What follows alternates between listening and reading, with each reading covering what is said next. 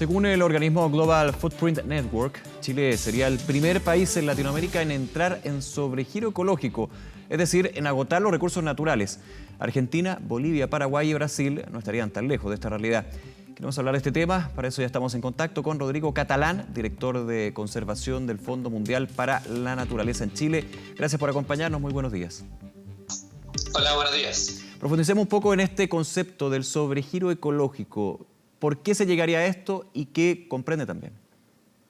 El sobregiro ecológico, como tú lo describías, es el cálculo que se hace entre la capacidad que tiene la naturaleza a nivel planetario de regenerarse, de absorber nuestros desechos, comparado con nuestra huella ecológica, cuántos recursos naturales, cuánta contaminación estamos produciendo.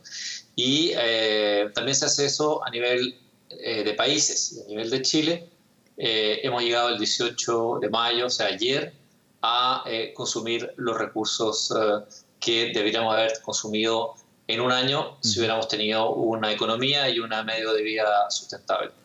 ¿Cómo se explica que se consuman antes esos recursos? ¿Por qué llegamos a esa situación?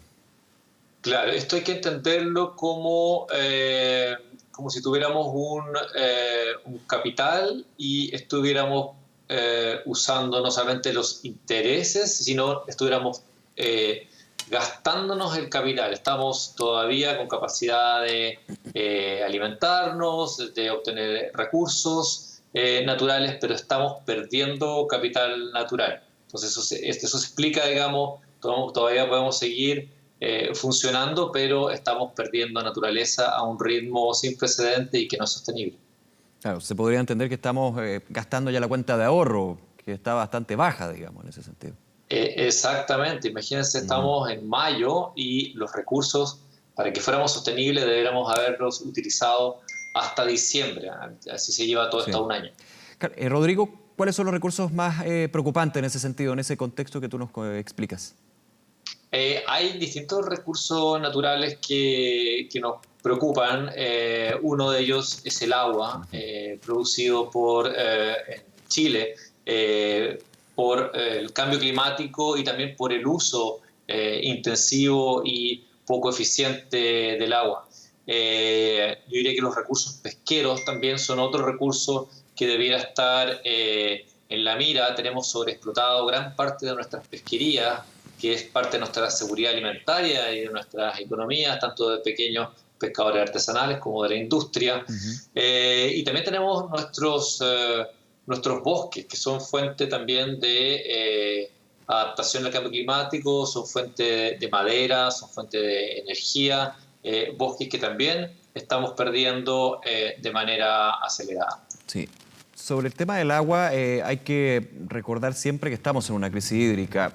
Lógico que hay distintas crisis ya a esta altura en nuestro país, también en el mundo, sanitaria, económica, social. El año pasado habían varias iniciativas, antes de que cayera, digamos, la COP25, pero se hablaba mucho justamente de la crisis hídrica.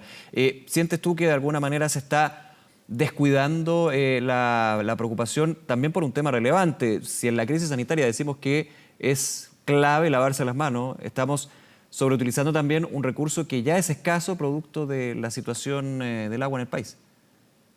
Exactamente, lo que tenemos ahora es una situación de múltiples crisis que se están sobreponiendo. La crisis sanitaria, por cierto, es la crisis de mayor urgencia que hay que atender ahora, que es una crisis humanitaria, que es una crisis económica y social, por supuesto, pero viene también sobrepuesta con una crisis ambiental que también está afectando a los grupos más vulnerables, que en algunos casos podrían quedarse en la zona central sin agua incluso para lavarse las manos, para no poder atender a esta necesidad sanitaria. Entonces se van potenciando estas crisis y están golpeando a los más vulnerables. Ese es un problema de estas crisis, que son desiguales también.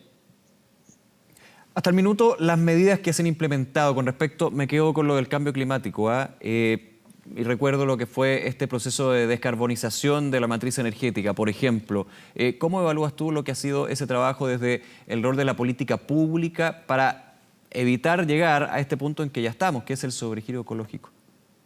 Claro, el cambio climático que se expresa o que impacta a países como Chile, que son muy vulnerables en temas como la falta de agua o los grandes aluviones que recientemente hemos visto en el sur de Chile, es producido por las emisiones de gases de efecto invernadero. Una de las principales fuentes de emisiones de gases de efecto invernadero en el mundo y en Chile es la energía.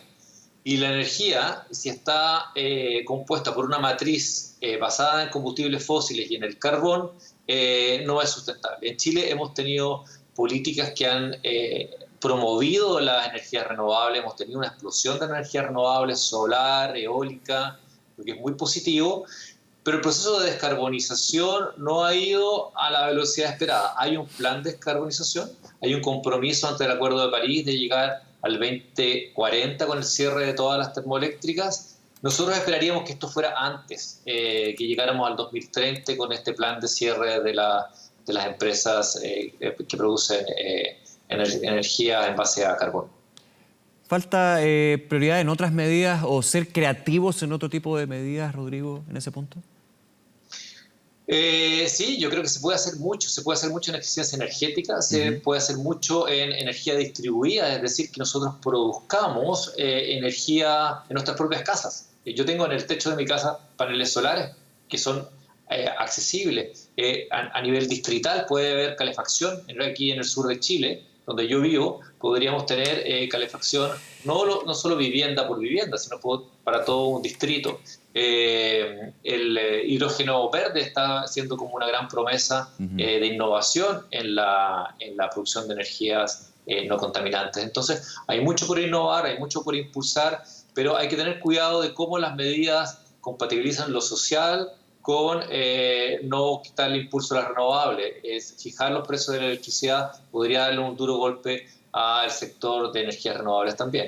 En todo este contexto que conversamos, Rodrigo, se habla mucho de la alianza público-privada, que se refuerza, que busca el win-win, digamos, el que todos ganen justamente y principalmente el cuidado del medio ambiente. ¿Esta la has visto tú fortalecida? ¿Falta impulsarlo más como una política pública de relación entre los distintos sectores? ¿Cuál es tu evaluación? Yo creo que tiene que conversar el sector privado con el sector público. Es la forma de alcanzar una economía que sea carbono neutral, como se ha propuesto ayer. Precisamente la ministra de Medio Ambiente con el ministro de Energía anunciaron la estrategia a largo plazo para llegar a ser un país carbono neutral al 2050. Esto solo se va a lograr con una articulación entre el gobierno y los actores no estatales, entre el gobierno, el sector privado y la sociedad civil. Entonces, eso me parece que es un desafío país y conjunto. Bien, Rodrigo Catalán, nuevamente gracias por acompañarnos y conversar de un tema que hay que tener presente, protagonista. Claro, la urgencia de la crisis sanitaria, pero hay otras crisis también que tienen que ver con nuestro entorno y cómo vivimos en él. Muchísimas gracias, que esté muy bien. Absolutamente, gracias a usted. Muy bueno.